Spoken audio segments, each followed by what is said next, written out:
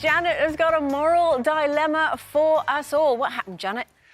Well, I was down in Whitstable at the weekend in Kent, and on Britain's hottest day ever, I looked out on the beach and there were these people, and I thought, you know, I've talked about skin cancer on this show. I've written about skin cancer. I've had the thing removed off my nose, and I feel really conscious of the damage that sun can do.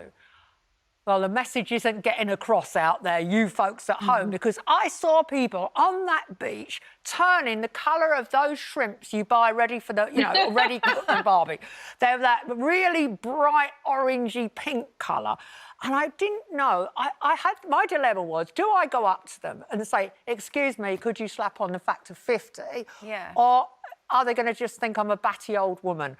And I debated it because as a child, when I went to the beach, the first time I ever went abroad with my mum and dad, we went to the Costa Brava. My dad fell asleep in the deck chair, woke up, and he had the red and white stripes across there. And, of course, we were slapping on the olive oil from the chemist. My mum used to do. My mum used to lie... We used to lie on Tynemouth Beach, one of my earliest memories, and my mum had one of those old kitchen timer clocks where you do that, and it would be 30 minutes, and her and her friend, June and Jackie, and they'd lie there, slathered in olive oil with the tin foil. Yes, and then it would go...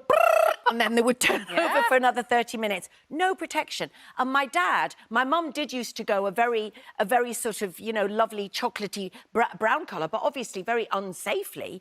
And my dad, who just goes like the shrimp colour, I'll say to Dad, Dad, you're burning. Oh, for goodness sake. And we have to make him put this sometime. When we grew up, it was baby oil. The message isn't getting across. No, it isn't. It just isn't. And on that day when it went up to 36 degrees or something in Kent, I just saw the same people sitting out. Nobody had a sunshade. Would you say to obviously we'd say to our friends you're burning, but would you say it to a stranger? I've not said it to a stranger, but that's because they were asleep. And I couldn't wake them up. And they were asleep, you know, face down. And it was a young guy on the beach, and he was like the colour of your shirt. He really was. So I went over to him and just sort of got his T-shirt and covered him over as best I could because he was getting burned. So I didn't necessarily say anything. Oh, imagine if his girlfriend had seen Andrea McLean come I think there is I think there's an argument for beach patrols.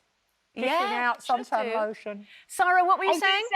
I was just going to say, a lot of people think that Asian and black people don't burn, but we actually do. I have burnt myself before, and it's really, really painful. But I don't go out without sun cream. I wear sun cream 365 days of the year. Do you? But I think one of the problems is that, you know, when you're lying down and if there is a bit of a wind, you don't even know that you're burning. No. And that's the most dangerous thing. And so I do think people should go up to people and say, do you know that you're red? Because if they're on their back, they don't feel it, and that's the problem. No, I know. Well, we asked you at home, would you intervene to help a sunburnt stranger? 66% of you said no. Yeah, well... Let them burn. Let them burn.